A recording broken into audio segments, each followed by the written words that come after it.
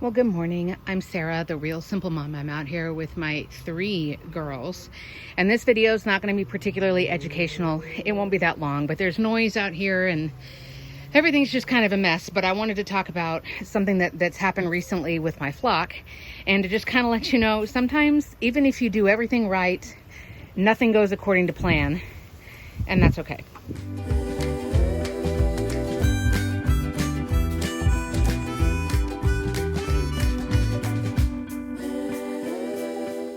So hello, if you haven't noticed, we just moved our secondary coop, the Avituven coop, out of here.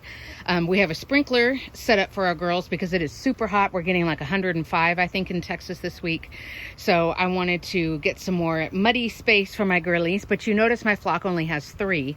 And so that's part of what I wanted to talk about today. So we got rid of our blonde hen, Tater Tot, a couple of weeks ago because she was feather picking. If you're interested in learning about what that is, it's here. But it's basically a behavioral thing. It's kind of like bullying, but I'm getting sort of like obsessive compulsive, like OCD about pulling feathers out of another chicken.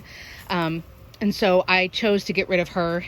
And then we went on a family trip, and while we have a ton of stuff automated here, we have at least 10 pounds of food out at any given time.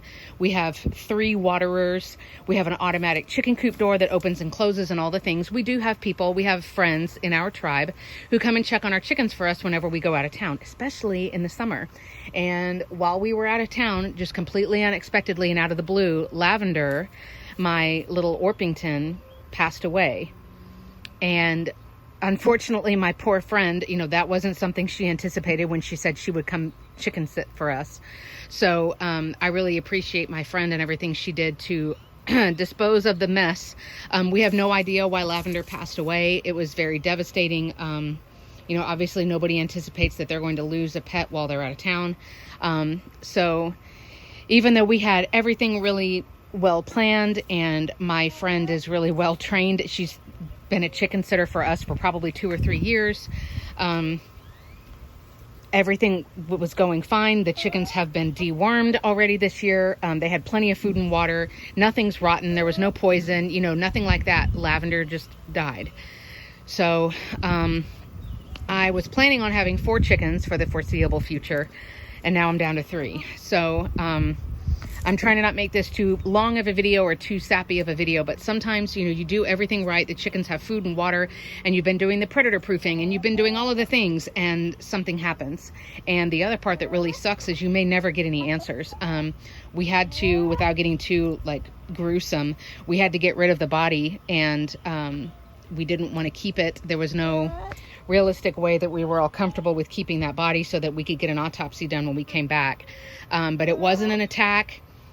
I don't know. I have no idea. The other chickens are fine. I know Lenore here in the center of your shot, she looks pretty rough. That's from the feather picking.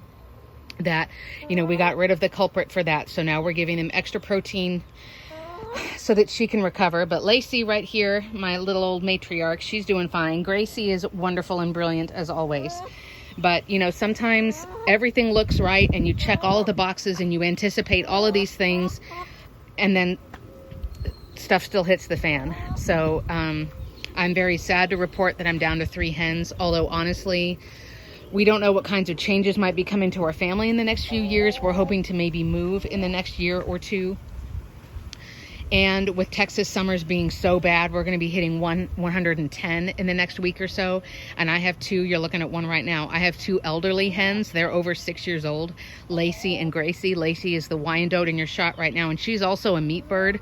So she's a heavier girl, if you know what I mean, which means those hot summers are even harder on her because she has more body fat on her, more meat on her. And then, where'd you go, Gracie? And then Gracie, my sweet little barn rock, who's going to make a mess.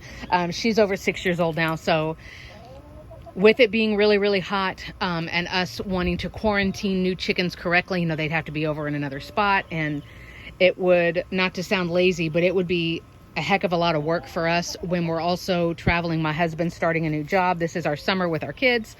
So we're probably going to just put a pause on everything here in Jurasschic Park.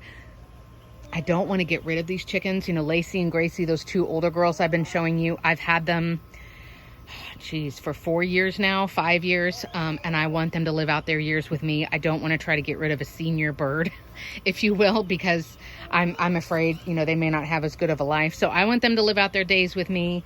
You know, Lenore, hopefully now she's got plenty of space. Obviously, she's not having to compete with anybody. There's plenty of room for them up in the roost bars at night. So we're just going to chill with 3 birds for now. Depending on what's going on with our family situation, you know, are we looking to move next year or whatever? If it looks like we're going to be here for another couple of years, then I'll consider, why are you following me, Granny? Then I'll consider getting a couple more chickens once it has cooled way down and we're not worrying about chickens dropping dead because it's way over 100 degrees. By the way, I'm doing a sprinkler this year. I told you this video was going to be random. There's the sprinkler that we're doing. It's on the same timer and the same setup as the misters. But the misters are, even though I really like mine, and you can see my video here, the misters for us, we're having a really bad problem with squirrels, and my neighbor has like a nasty yard and has a huge rat nest. So we figured this is less pieces for rodents and pests to come over and chew through. The sprinkler's been working great. We're running it for like 3 or 4 minutes once every hour and a half in the afternoons. It's hooked up automatically. Another thing that, you know, that's another thing that we're doing, that we don't have to come out and do something every day. Just some consolation and some random updates. You know, again, even if you try to do everything right and you feel like you're totally prepared and you really love your chickens and you care and you're trying to do all of the right things and you have the food and the water and, you know, you buy the medications and all of the things, you know, we still lost a chicken, and it was really, really terrible that I wasn't here to be here with her or to find her when we lost her.